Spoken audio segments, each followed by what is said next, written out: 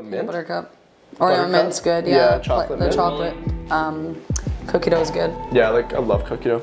I used to work at Dairy Queen. Did you? Yeah. Which one? Ashburnham and Lansdowne. Nice. Ready, set, real estate. Well, today we will be discussing, actually I don't know, what are we talking about? I think just real estate, mental health. how it can negatively, I guess, impact people in the business. Yeah, okay. I don't have any mental health illnesses or whatever you call it, disorders, and so I'm just saying that because I don't come from, I don't know what it's like, I guess, to have depression or clinical anxiety and that kind of stuff. But I know that for me, in terms of reaching out to people, feeling the pressure of not knowing when your next paycheck's going to come, bills, expenses, but I mean, that's for a lot of industries and things too. But real estate could be a little different because you don't have a paycheck, 2 weeks from now. So if you don't have any income coming in, it can be really stressful. So every single call you make, people you talk to, it can really start to matter, and you can kind of feel the pressure and stuff build up. That's more in the beginning. And but I think that a lot of agents probably feel that more than those agents that maybe don't do as many transactions. So it could be hard on you, in your stress, if you have kids and trying to manage having kids and how that all works, plus then the money issues that could come from a job where it's 100% commission. Mm-hmm. So the anxiety of that, and then the other bigger piece too could be rejection in terms of asking someone if they want to work with you and them saying no, or trying to make conversation with someone and they just automatically assume that you that you're offering something that they don't want. I used to door knock back in the beginning, and I remember they'd open the door and say nope, not interested, and slam the door. Yeah, you don't get treated as a person what oftentimes. I'm offering. Yeah, exactly. So being able to be okay with that and not let that get to you and bring you down too much, because that affects your mental health, right? I think that's a big part of it, that rejection piece. And also just being okay with handling a large transaction and being aware that things could go wrong if you make an error or you don't know what to do or you're inexperienced, or sometimes you can do everything right and something can come up. And being able to handle that and know that that's your work and you have insurance and things that can help you if things kind of go wrong, and still be okay to keep moving forward and not give up and quit. I'd say that's kind of a really all over the place way to kind of describe how it can affect your mental health. What about for you? I think that it's the rejection piece is hard for a lot of people, because the more houses you sell, the more you've been rejected. So, I mean, every no gets you closer to a yes, but that's a lot of no's in real estate, right?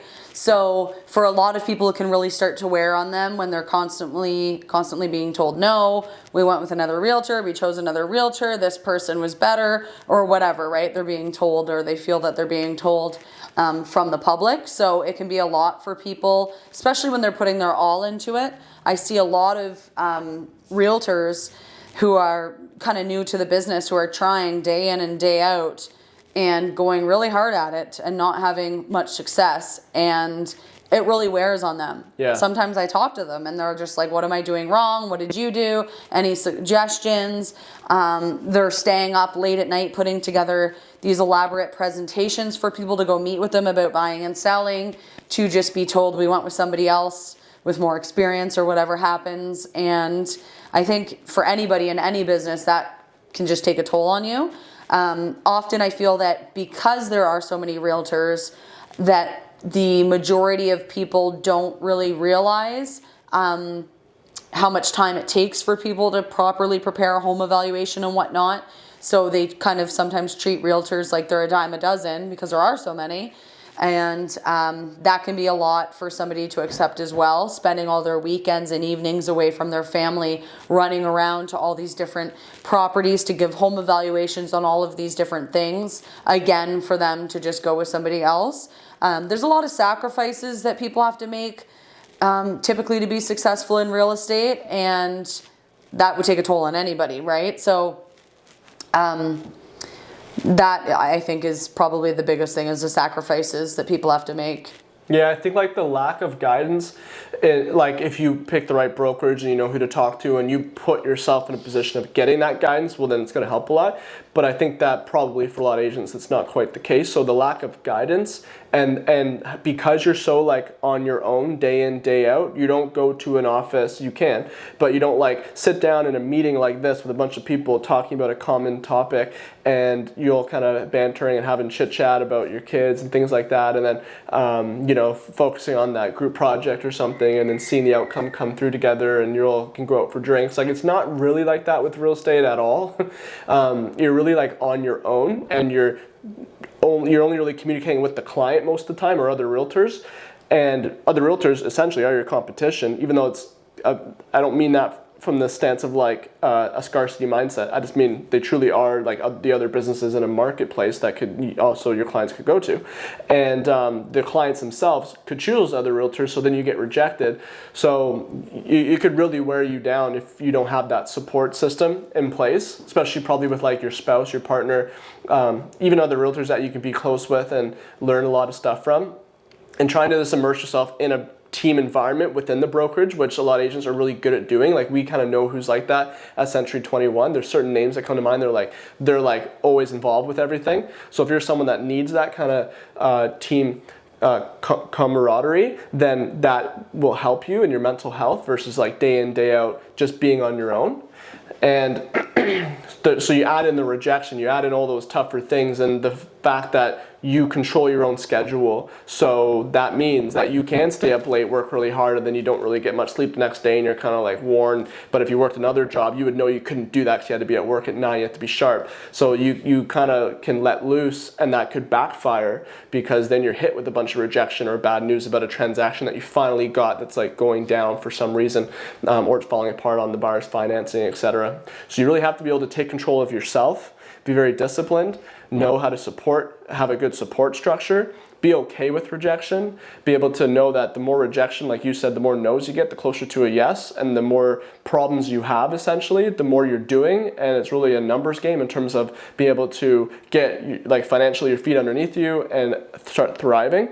So just knowing that a lot of that's kind of front end loaded, because you're starting out like you're starting your own business, like you're growing a baby, like you're growing something from nothing.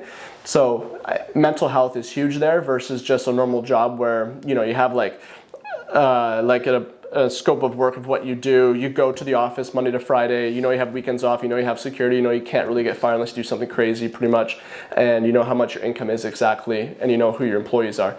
It's very not like that, so it can be very taxing on like your mental health if that's not something you're kind of cut out for, or you just don't know what to do, like with everything we just said, to put you in a better position so you can handle all that and thrive and kind of cut through all the toughness of it. And also too, just if a realtor's putting in a ton of time and effort with somebody and that person wants to switch agents, that can be really tough on somebody as well. It may just not have been the best personality fit or whatever, but that realtor has now lost all that time, all that money and whatnot. So that can be hard for somebody to deal with, and it happens to every realtor. So that's something that is really difficult. And also too, if you're not in with the right culture at your brokerage or group of realtors that you're with, because who you surround yourself with realtor wise, like me with my teammates and all of that, that makes a world of difference as well. How you feel day to day and how motivated you are. You want to be around other agents, and there are other agents who do genuinely want to help you. They will take time out of their day to talk to you and give you advice. They're good people who just want to do a good job for their clients and their family and be collaborative. Hope the best for everybody else around them as well. Of course, at the end of the day, they're going to care about their own family and bank account, but people that aren't out to cause issues and rumors and stuff like that, because that's just a breeding ground for negativity. And unfortunately, it is a big thing in our business, not just in Peterborough, everywhere in real estate or sales positions. So making sure to, in my opinion, just kind of keep to yourself, do your thing, support your family, support your business, do good work for people, and not get caught up in that kind of drama and whatnot, because it really does eat away at people, and it makes people, you know, not feel comfortable going to work events or going to certain things where other particular realtors are or salespeople in whatever business they're in. It's just a well-known thing, and that really eats at people, especially if they're not used to that kind of atmosphere of being a target for that sort of thing, and they're not used to the like drama and whatnot, and then they get into a sales position. I say sales because it isn't just in real estate, and then they become a target. Yeah. And unfortunately, in this type of business, the better you do, the bigger the target gets on your back. It's funny because there was a realtor in our office, or a realtor one year that said to me, I don't want to be like the #1 agent. They're like, you can be. And I was like, what? Why? They're like, I don't want the target on my back. You can take that. And I didn't really get what they meant because I was kind of newish. And now I do. And I just think that could really, really impact somebody, like extreme. I'm kind of like tougher, I guess. I have a lot of life experience, but I imagine that those things happening to somebody who is, what's the word? New, fresh, vulnerable. Yeah, vulnerable. Right? Yeah. I think it could seriously make them spiral. Yeah. So I would worry about that for somebody in that kind of situation. Yeah, and I think this is like good advice for a lot of things in life too, right? Just knowing how to surround yourself and what your like aim and focus is on, and know where your priorities are and what's important to you, and just knowing that other things can happen. Like Yeah. I know for me, Stay if focused. there's like negative comments on certain things I post, unless it's about my listing and my seller and it's harmful to the sale, and it's very, very derogatory, like I would just delete that. But I'm not going to engage with that. Oh, yeah, no. Because it just doesn't. But I think it's good for delete, anyone block. that like is in a position where they're getting that kind of stuff in their life, you know. So hopefully it can help a lot of people. Just some of the takeaways there. Yeah, and what you said is super important. Just focus, do your thing, do it well. Surround yourself with good people, Yeah. and the rest is just basically background noise. Yeah, just be drawn and motivated by what it is you're going after, you know. Doesn't have to be money, like it could be going after the lifestyle you want, going after creating the nice team and having that camaraderie that you wanted in the team environment, because you don't start out like that as a solo agent. So that's really cool. Like I don't have that. I would love to maybe have that one day.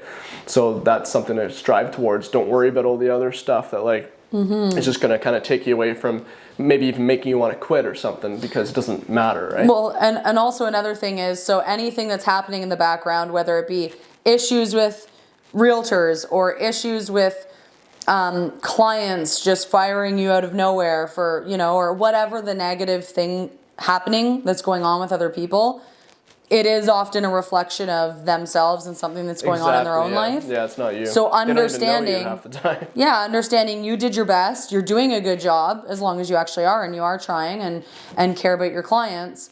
That's nothing about you. It's nothing you're going to be able to fix or solve. It's something they have going on, and unfortunately, you got the brunt of it. But I guess dust yourself off and move on to the next. People that actually deserve you, and whether that be coworkers or clients or whatever, people that celebrate you, not tolerate you, or whatever that quote is, and life will be good. Yeah, I think that's good. I like it. Sweet. Thank you, Jess. You're welcome, Brandon. So educational.